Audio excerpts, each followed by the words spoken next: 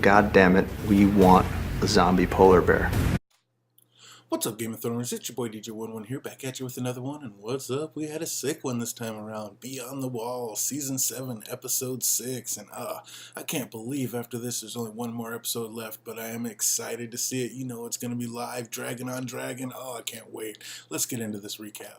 This week, right out of the gate, we get a parallel to the opening sequence, only instead of the animation, it's the painted table that's not painted in the show for some reason, and it spans the length of the table and then zaps us up north of the wall to Jon Snow and his Snowside Squad.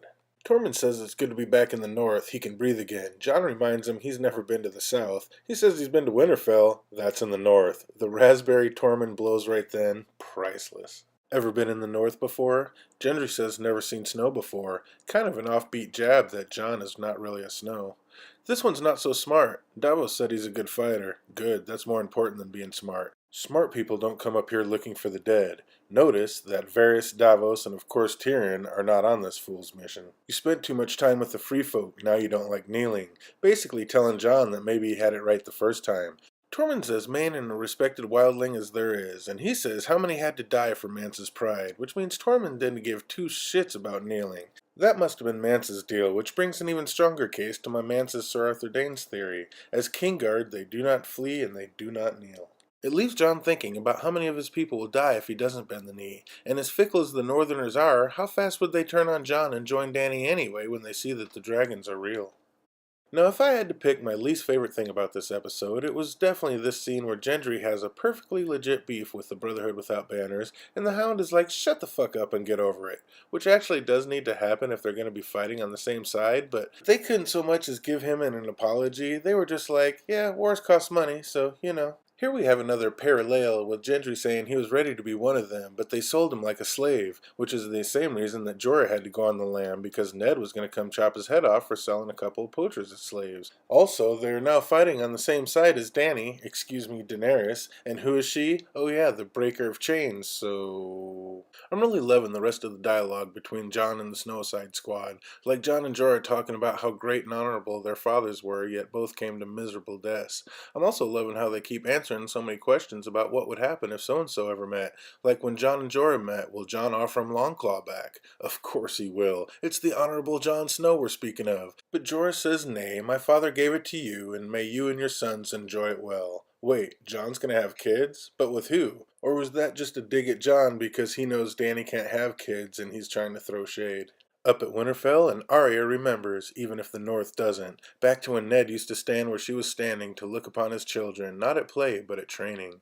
She remembers how there was no one around to stop her, just like now, and I like how they ramped up the importance of Sansa being worried about Arya having that letter and showing it to the Northern Lords. But other than that, it felt a lot more like D&D giving fan service, and I know one fan that must have been elated. Timo! With them knowing how disliked the Sansa character is and having Arya just shred her. If I'm truly being honest, though, this scene actually made me feel sorry for Sansa. I was like, Arya, chill, that's not the way of it. Many are wondering if this is just the sisters playing Littlefinger, but after all this, I don't think so. Stark Sister Bowl, confirmed. Or wait, have we heard about the lone wolf dying with the pack surviving speech yet? Perhaps Sansa calms Arya down next week with the spoken words of her father. Let's head back north. You're the one they call the dog. Fuck off. Two fan favorites meet up, and it's just as you'd expect. Were you born that way, or you just hate wildlings? The Hound lets him know he could care less about where a person's from, he just doesn't particularly like him. He did throw him in an ice cell after all, and for what? I still don't get it. But the banter between these two really was even better than expected. You want to suck my dick, is that it? Dick? Cock. Dick. I like it. Bet you do. Nope, Tormund says it's... for him. He has a beauty waiting back at Winterfell. I like the play on words. Everyone else was making fun of her, calling her Brienne the Beauty, but when he said it, he meant it. Can we not ship these two already? She needs to let go of her pretty boy notions and get with a real man like Tormund. You're with Brienne of fucking Tarth?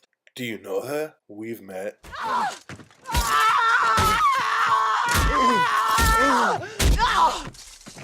Tormund says he wants to make babies with her, great big monsters that would take over the world. I believe this is a nod to other North Norsemen, the Vikings. How did a mad fucker like you live this long? I'm good at killing people. I think this is a combination nod to the Bronn and Oberyn scene where Bronn said he killed the right people, and the Hound telling Beric that, I beat you because I'm better than you, and then him telling Brother Ray he's still here because he's a big fucker and he's hard to kill. You don't look like him. Who? Oh, come on, Jon. Who else would he be talking about? Here, of course, we get another nod that Ned's not Jon's father, and I find it hard to believe that this is the first time that Jon's hearing about Beric being brought back 6 times. Why did he bring me back? I don't know. That's all anyone can tell me. I don't know. I don't know. I don't know anything. What Beric does know is death is the enemy, the first and the last. Kind of like when Euron said, I am the storm, brother. The first storm and the last.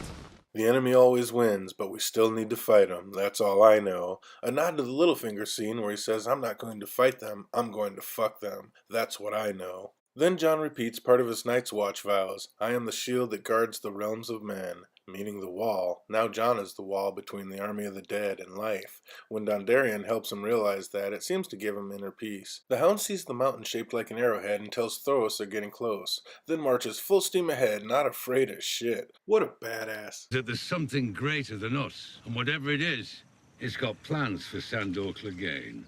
You know what I like about you? Everything, 'cause you're a fucking boss. Because it's true. That's what I like about you. Daenerys, is glad Tyrion's not heroic, 'cause heroes do stupid things and die. It is a little odd that only one of the heroes she named is dead. Is that foreshadowing for the other 3, or something else? Jon Snow's too little for me. Oops, open mouth, insert foot. Sorry, Tyrion, but you got no chance. Tyrion can't stand small jokes and actually keeps a list of all the people that make them to exact revenge on someday. Could this be the start of Tyrion harboring betrayal towards Daenerys? And did Dany slip up again when she said, I don't care about Lannister promises? Tyrion said Daenerys acted on the Tarleys without discussing it with him first. I seem to remember a discussion. Your Grace, nothing scrubs bold notions from a man's head like a few weeks in a dark cell. I meant what I said. I'm not here to put men in chains. If that becomes an option, many will take it. I gave them a choice. They made it. Your Grace, you stop beheading entire I'm families. not beheading anyone. Yep, that sure sounded like a discussion to me. So Tyrion is very cautiously bringing up the succession problem, but Dany's not trying to hear it. We'll talk about it when I wear the crown. Problem with that is, she will never be queen. Well, not of Westeros anyway. Tyrion says he's trying to serve her by planning for the long term. She says maybe if he'd been planning for the short term. Oh, zing. Really, Dany? 3 short jabs in one scene? You really may come to regret that. And back beyond the wall. Alright, we're obviously not getting Varamir 6 skins, but... out there, and we really put our 4 feet down, and we said, God damn it, we want a zombie polar bear. Here we have another example of why there's been no ghost sighting, but I gotta admit, the zombie polar bear was pretty dope. I love how it was smart enough to outflank the red shirt number 3 and then come barreling, see what I did there, out of the mist. Jon being Jon instantly takes off after the huge-ass zombie white bear by himself, just no fear. He finds nothing but red snow. Could that be foreshadowing of Jon's death? Or at least the death of Jon Snow to Jon Targaryen? The rest of the Snowside squad circle up and we knock off another clip previously seen in the trailer. The bear attacks again, bringing the pain, and it's on. I love how Thoros and Beric simultaneously lit their swords afire, then ran at the 20-foot zombie bear. Redshirt number 2 takes one for the team so Beric can come in from the side and light the bear on fire. Now this usually works, but... the flaming bear turns and roars at the Hound, who is petrified stiff with terror. Is this maybe what the fire sounded like as his brother held his face to it? A roaring, raging beast ready to consume him? Just as the bear attacks Sandor, Thoros saves his life by knocking him out of the way, while at the same time putting himself in harm's way.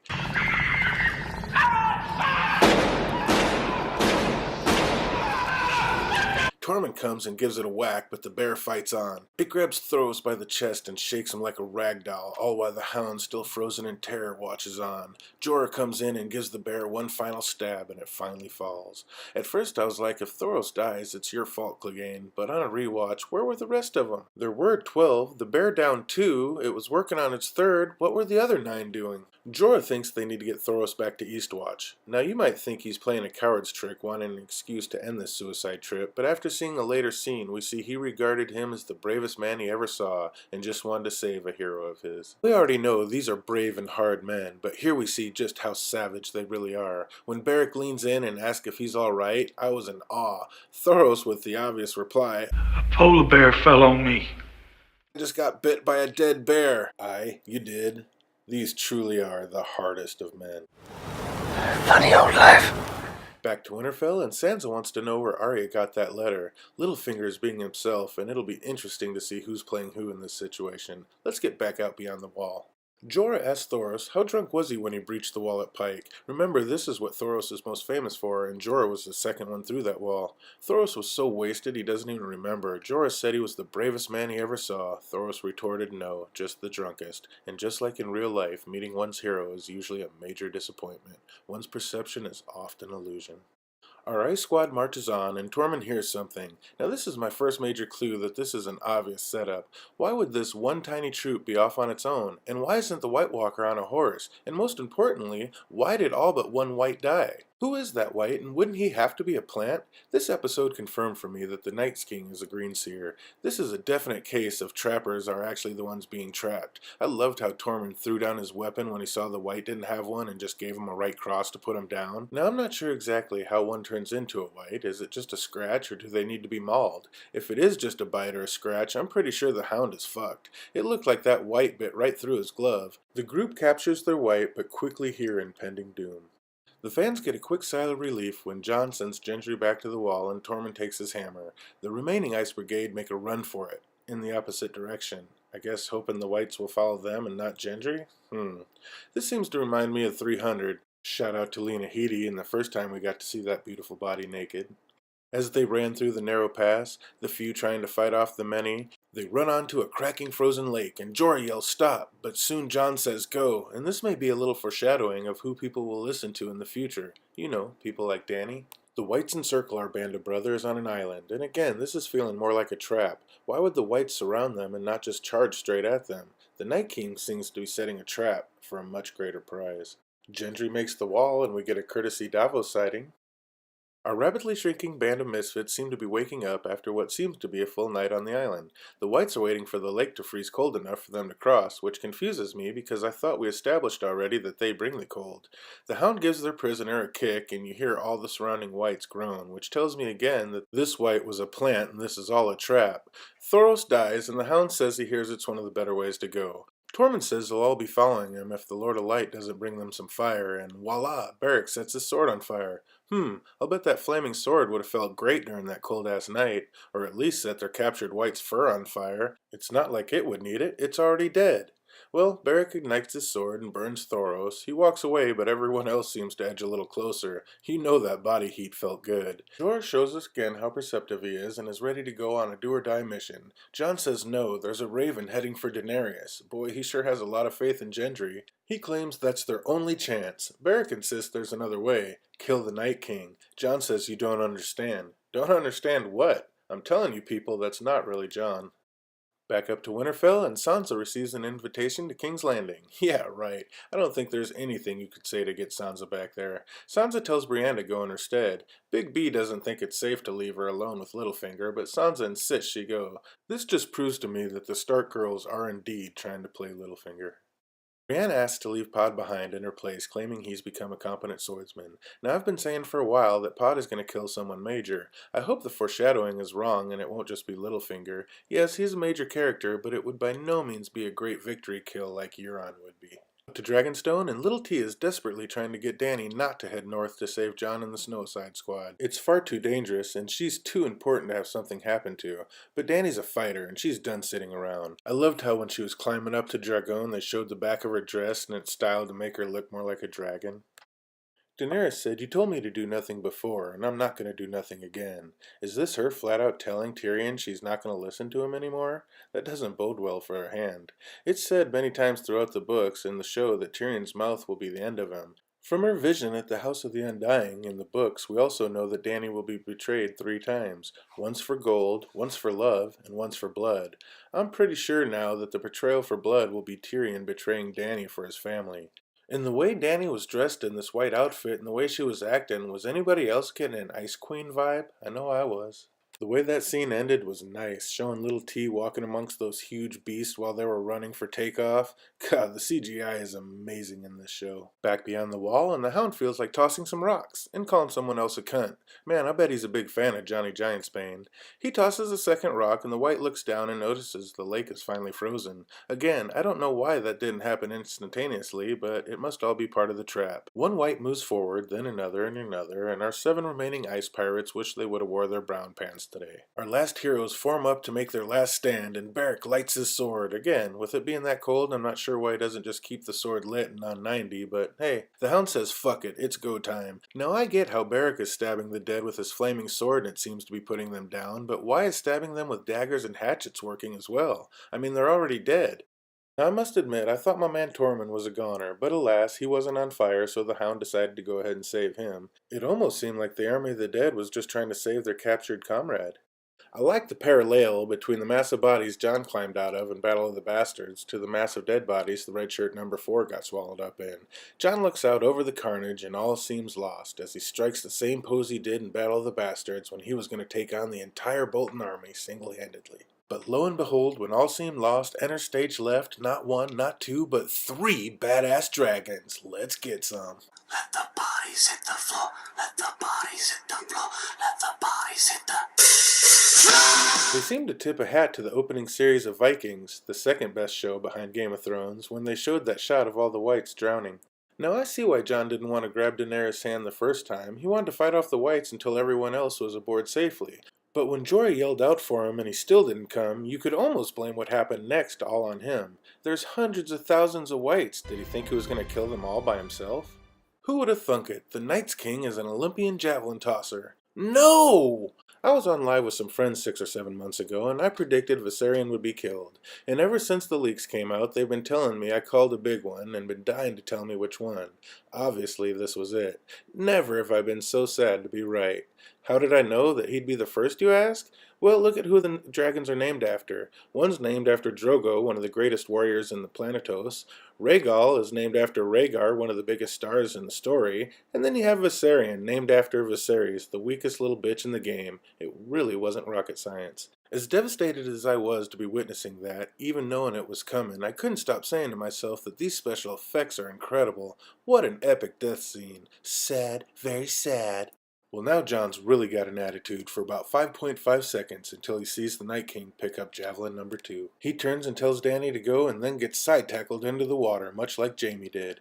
It also reminded me of earlier in the episode when that zombie bear came out of nowhere from the side.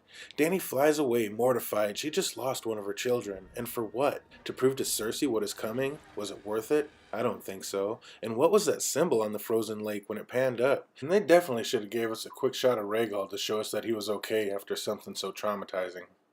Well, I guess this hilt is about as close as we're going to come to being able to see Ghost on screen, but hey, the way it's coming alive, maybe Ghost's spirit is really in there as well. Jon swims out of the frozen lake with all his soaking wet furs on, and straight away strikes his Jon Snow ready to die taking you all on pose, but he can barely raise his sword. That's okay, cause enter Cold Hands, Uncle Benjen, rides in to save the day. He jumps off his horse and puts Jon, who can barely stand, on it.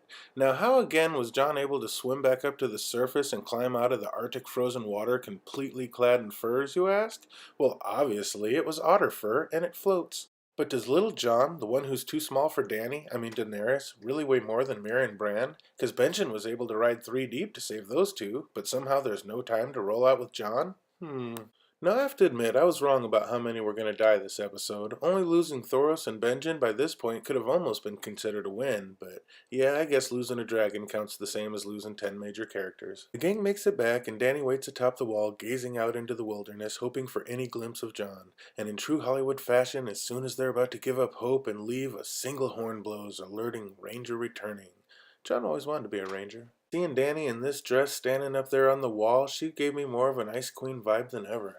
One last trip back to Winterfell, and Sansa finds Arya's faces. After this scene, I'm not so sure the girls are up to tricking Littlefinger. It may just be all about Sansa playing Littlefinger and yet still trying to find out who and what Arya has become. Back out to sea, and Jon is ready to bend the knee. Jon gets real comfortable with Daenerys and calls her Dany. She, in the politest, most sophisticated way possible, said, "Oh no you didn't, my name is Daenerys." I loved it. Just another bit of fan service being given, knowing everybody just calls her Dany. The last scene kicking the dick. Cock. A lot of people were freaking out about where in the hell did the Army of the Dead come up with that chain. Well, obviously, they do have chains in the north because the Giants had them when they tried to tear down the gates of Castle Black. They probably grabbed them off some old shipwrecked galleys in the north. But yeah, again, I hate that I called this one, but at the same time, so excited to see what goes down the next episode with the Dance of the Dragons. So there it is. Oh my God. I mean, unbelievable. That's all I can say. Unbelievable. I know a lot of people didn't like this one. I even heard people say that they think this was their least favorite episode. For the second time ever, I'm not going to lie, I stood up and clapped. I freaking love this episode. So yeah, as usual, I'm on the complete other opposite side as most people, but who cares? I'm a certified fanboy. I'm not afraid to admit it. I freaking love this show. Doesn't make mistakes, of course. Could it be better? Maybe. I mean, it is already incredible. So, yeah, I mean, yeah, the writers are going to do what they're going to do. Yeah, it's not going to make everybody happy. And of course, there's like just huge gaps and things that are ridiculous. It's fantasy, but unbelievable. Like I said, I stood up and clapped after this episode. And man, I know this was so late. I was so busy. Of course, I do my longest recap on the freaking week I'm the busiest. And it's been nuts. But yeah, I've been sitting here for, God, I don't even know how many probably 20 hours and got this thing knocked out. So I really hope you guys enjoyed it. I know I love making these things and can't wait to see the next episode. So until then, game on. Dick, cock. Dick, I like it. Bet you do.